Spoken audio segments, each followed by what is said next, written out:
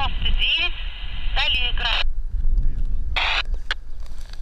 Принял. Каждое слово здесь на вес золота, ведь от верно переданных координат зависит жизнь человека. Члены поискового отряда «Лиза Алерт» продолжают поиски Сании Сибгатуллиной. 27 октября, отправившись встречать внучку из музыкальной школы, 84-летняя жительница Зеленодольска пропала.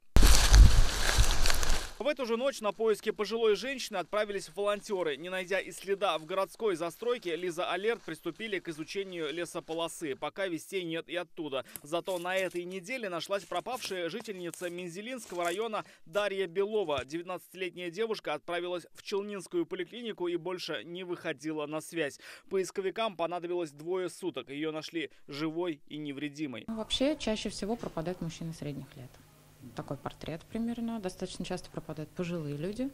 Ну, в том числе и дети, конечно же. Ну, благо, что дети находятся достаточно быстро.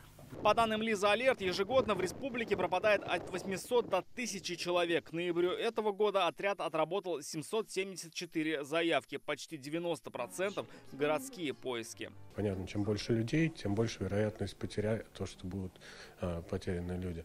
И следующий момент, чем больше город, все-таки тем больше знают об отряде, тем чаще обращаются в отряд. Пугающая тенденция – потерянные дети. В этом году в республике поисковики нашли 170 малышей и подростков. Судьба 4 до сих пор неизвестна, 2 ребенка погибли. Основные причины, говорят в отряде, банальны. Ребенок может загуляться на улице, засидеться у друга и попросту заблудиться. Но бывают и другие причины. Одна из них – взаимоотношения с родителями. Часто уход из дома, демонстрация протеста или просто синдром бродяжничества. В основном этим грешат мальчики. Мальчики, да, они склонны к бродяжничеству больше. У девочек может возникнуть это на фоне какой-то романтической влюбленности, да, которые, ну там, вот эти гормональные качели тоже, да, это с этим связано.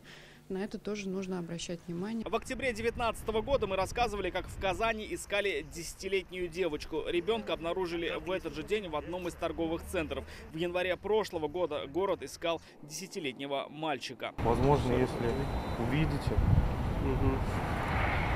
звоните в полицию, хорошо? Ученик 48-й школы вышел после уроков, но домой так и не вернулся. К поискам подключились десятки добровольцев, полиция и следователи. Живым и здоровым мальчика нашли спустя сутки. Хуже, когда родственники пропавшего самостоятельно в течение дня ищут его. Световой день заканчивается, ресурсы у них заканчиваются.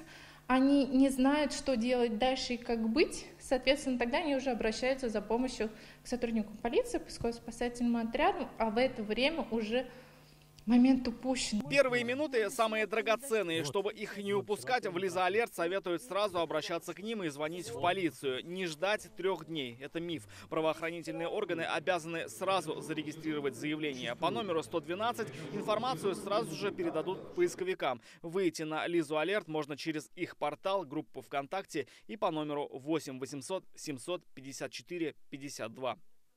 Рамиль Шайдуллин, Алмаз Единов, ТНВ, Казань.